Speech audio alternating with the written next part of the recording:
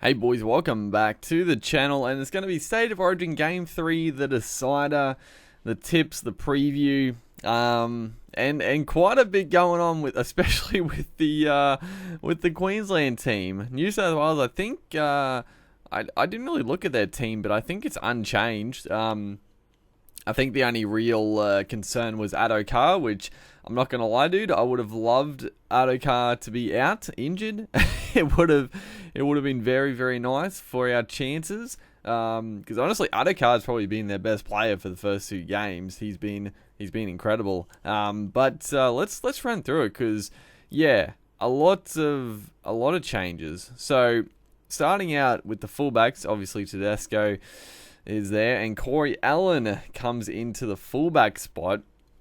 He obviously was tipped on the wing to start with, but he is probably, yeah. I think for the balance of the team, it does make sense for Corey Allen to go to fullback primarily, and Holmes to go on the wing. But he is versatile. I do like Corey Allen in the team. He is very versatile. He's strong. Yeah, just solid. He's obviously been in sensational form for the Rabbits, but I obviously don't expect that type of form in Origin, but, you know, he's a solid player, and I think it works well because I think Holmes and him will switch throughout the game. I'm sure we'll see Holmes at fullback at times in attack, and Allen probably shift to the wing, but I like the team line up there. Obviously, dude, I'm still salty about AJ Brimson. I mean, Queensland have been absolutely decimated this year, dude. I'm just, I'm annoyed. Don't get me wrong. With some of our injuries and players missing, I'm just like, Adokar, come on, just give us Adokar being out for this decider, dude. But yeah, obviously it'll be a tough ask for Allen, but I think he'll handle the job. On the wings, so more changes here. Holmes, obviously, we talked about, and Edric Lee comes into the starting side. Xavier Coates has been dropped with Philip Sami. I mean, if you go back to my Game 1 discussion, I think I talked about Edric Lee as a potential wing option, and honestly, I mean, he cops a lot of flack for being rocks and diamonds, and he can be like that, but I actually feel like the last couple of seasons, he's actually been just a really solid, good winger for the Knights, and I think he deserves a spot. I still question the decision to play Xavier Coates, even though he's been pretty solid. Philip Sami, I thought Philip Sami deserved his spot, but you know, he played an absolute shocker in game 2, so I think he, you know, should be out of the team as well. And Edric Lee, I think he'll do a good job. Honestly, he's got the pace, he's got the strength. He's going to be a big body to come out of our own zone. So I'm happy that Edric Lee's there, and I hope that he doesn't have one of his rocks games. He has a diamond, brother. So you know, I think like I did say, I think he's sometimes a little harshly criticized because, you know, years ago, yeah, he was definitely that player that could come up with some absolute shockers, but he's turned into a really solid player. And I like the inclusion. The rest of the Blues backline is the same. I still Clint Gutherson, Jack One. I still, you know, I think there's good signs for Queensland. Even last game where they got pumped, they still look good in attack. Like if Munster didn't go down and Ben Hunt didn't drop the ball all the time, and we just, you know, we're a little bit better in attack. We found plenty of space. Like, their edge defense is not great, the Blues, and I still don't think they should be playing Gutherson and Wyden in the centers. But you know, I still think there's a really good chance to attack. The centers for Queensland, Dane Gagai again was very good in game 2. It was a great battle with Jack Wyden. I think both of them played very well. And then Branko Lee comes in. He obviously was gonna start in game 1, but an injury kept him out. And then game 2, I think he was probably fit for game 2, but obviously Kurt Capel was so good in game 1. Bennett didn't change it, but Branko does come into the starting team, and yeah, I don't know. I think it, honestly, as good as Capel was, I think this is probably a better matchup. I think, Branko Lee is a little suspect in defense, but yeah, I think the matchup there is pretty good. And Branko Lee offers like a really good X factor in attack. I'm excited to see him play. He's similar. He's probably a little bit iffy, a bit more iffier than Edric, and I think they are cousins, aren't they? Edric and Branko. Are they going to play on the same side of the field? Good lord, it can be an absolute shit show if they're playing on the same side of the field, dude. I don't know. We'll see what happens there. I don't know. It's going to be interesting. I'm excited to see him play because I do like Branko Lee. I think he's a little bit maligned like Edric at times, but I think he can add a lot to this team. And I don't know. Honestly, I don't know what to say. I don't know what they're gonna dish up, but it can be brilliant. It can be brilliant. So hopefully they pull out all the stops. And then the halves. Obviously, Cody Walker and Nathan Cleary retain their spots, and I like I talked about in the game 2 discussion, I think it's a better combination in my opinion than Keary and Cleary. Cody Walker was dangerous at times. Didn't have to do too much in game 2. Just injected himself when needed. Played a very solid and dangerous game like he did for the Rabbitohs for the last part of the season. Cleary had one of his better games for a long time. The pressure is now on him to obviously back up and play like that when it matters really. And then on the flip side, obviously Cameron Munster comes back into the team, which is huge. He's still the best 5'8" in the game, bar none. So.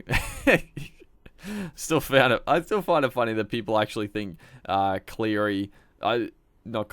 Keary is better than Munster. It baffles me to no end. But and even Cody Walker. Cameron Munster is a class above in pretty much all aspects. But if Munster and Cherry Evans, it's a great combo, and it showed like Cherry Evans doesn't need Cameron Munster in the team, and I feel a bit bad for Cherry Evans because he had to play with Ben Hunt for that majority of game 2, and it just didn't work. Like Hunt is not a 5'8" to start with, and yeah, just the combo just didn't work. It was scrappy.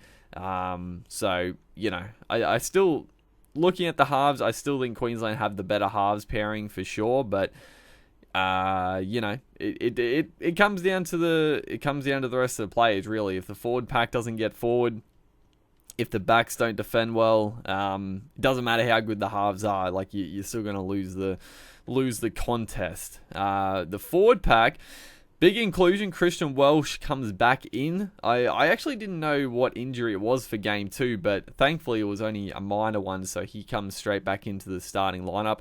That strengthens the team just enormously. Louis was solid, but at the same time, like he didn't play many minutes and he didn't really do too much. So you were sort of, you're sort of just missing another forward when Louis was there. But Christian Welsh, he's one of the premier front rowers going around in my opinion. So him and Papali up front, it's going to make a huge difference to the start of the game. Taking on Daniel Saifidi and Payne Haas, I honestly think our Queensland front rowers are stronger than the Blues front rowers. I think Saifidi has been really strong for the Blues, but I still think our boys can get over the top of them if they play to their potential. The dummy halves, Jake Friend retains. Another big inclusion.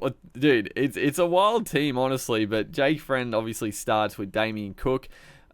Cook is probably, I don't know, game one I think it was pretty even. I don't think Jake Friend really outplayed Cook, but it was a pretty even contest. I think game two, Cook definitely outplayed Jake Friend. Friend was still tough, and he did all the tough stuff, and he played the full 80, but just like that bit of spark that Damien Cook provides. I would like to see probably Jake Friend. I'd like to see him probably kick a little bit more. Like, he's got a really good kicking game, far better than Damien Cook. So I think that's one area that Queensland could probably, get a little bit of ascendancy from is that kick from dummy half that I don't think the Blues possess. Well, I mean, Cook can kick the ball, but not consistently well, in my opinion. Then we move into the back row. So more changes here. Kurt Capewell, Felice Kafusi, and Tino for Suamar Ali is rounding out the back row there. So Capewell obviously shifts from centre to the back row. And I think this is actually a really good switch. Obviously, he played really well in the centres, but at the end of the day, he is a back rower. One-on-one defensively, very strong. I mean, he rattled up Gutherson numerous times, but having to mark up on like a Tedesco around the back, it's a mismatch. It's a mismatch, and the Blues actually targeted, that edge a fair bit more in game two. So it makes sense that Capewell is now shifted to the back row, and I do like. We'll talk about it a bit with the bench, but Jaden Sewer obviously drops to the bench, and I actually like that. I mean, Sewer played the full 80, and I think he did a fantastic job. He was one of our better players, but his impact is massive. And playing the full 80, he obviously can't have that level of intensity and impact for the whole time. So him coming off the bench to really up the ante, I think is a really good sort of momentum grabber. And Capewell, I mean, he can play big minutes. I honestly wouldn't be surprised to see, depending how the game goes, for James Sewer to come on, obviously in the back row, and then Capewell shift back to the centres, potentially for Branko Lee. Or maybe, Branko would go to the wing and Edric would shift out. But we'll see what happens if Branko's on fire or if he's struggling, then I wouldn't be surprised to see Capewell go back to the centres and Sewer come on, obviously, in the back row. But we'll see what it shakes up there. But obviously Felice has been great the first two games, and Tino I thought was excellent in a pretty well-beaten side last game. And then the Blues, very strong back row, Angus Crichton, Frizzell, and Jake. I thought all these guys played very well in game two. I mean, Frizzell, I thought he was pretty weak in game one. Game two, he definitely stood up and played a lot better. And I don't know, dude, Frizzell just goes missing from games. I mean, he's done this for the Dragons for a number of seasons. Like, he can be one of the most destructive players in the comp, and then some weeks for the Dragons, he runs the ball like 3 or 4 times a game. It's strange. I don't understand why. Sometimes he just doesn't touch the footy, but when he gets his hands on the footy, he's an absolute, he's destructive. And I guess that comes down to the halves as well, like not utilising him. But, and then Angus Crichton. Like I said previously, I actually think the Blues look better with Cordner out of the team. Not to detract from Cordner, he's been a great player for a long time, but I think Angus Crichton adds that little bit extra to their team. And then obviously Jake is just as solid as ever. I still think they would be better with Cameron Murray as a starting lock, but obviously he's out. In a perfect world, I think Cameron Murray is the better lock, but Jake, never gonna let you down. So very strong there. And then the benches. So the Queensland bench, this is where it gets interesting. So James Sewer, I mentioned, I actually really like him coming off the bench and just bringing that intensity. Harry Grant makes his debut, and I'm extremely excited for this. I actually think this is, Ben Hunt did a great job in game one. He had just a shocker in game two, and I feel for Ben Hunt because he obviously had to come on and play in the halves, but at the same time, he is meant to be a half. I personally don't think he is. I think he is a dummy half. and I think that's where he should play his football now. But he is meant to be a half, and he just had a shocker. Harry Grant is going to add that. He's going to add that spark. I mean, Jake Friend, he's as solid as rocks. As tough as they come. But Harry Grant coming on to do that Damien Cook role, I'm excited to see. And I mean, Harry Grant, he's the season he had for the Tigers. He's a tough kid. So I'm very excited to see Harry Grant and see what he's going to bring to Queensland for the next decade, basically. Lindsay Collins obviously retains his spot. He was very good in game 1, game 2. Pretty much like all the Queensland forwards, just didn't have the same impact. They were dominated by the Blues. So hopefully he comes out fired up. And then Jai Arrow, I think Jai Arrow was easily, well, not easily. I think Tino and Felice were also good with Sewer, but Jai Arrow off the bench has been just unreal. He has been incredible off the bench, Jai Arrow. Obviously he retains his spot, and I'd like to see him play as many minutes as possible, but it's sort of tough to fit them all in. I still think Tino should be on the bench with Jai Arrow starting, but Wayne Bennett knows what he's doing. And then for the Blues, Dale Finucane, I thought played really well in game 2. Obviously retains his spot. Junior Paulo, I thought was probably better coming off the bench. Nathan Brown and Isaiah Yeo, both these guys, I mean, I didn't even really notice them play in game 2, and it's not really a mark on them. It's just the New South Wales didn't really need too much from them. Like they were dominating the game.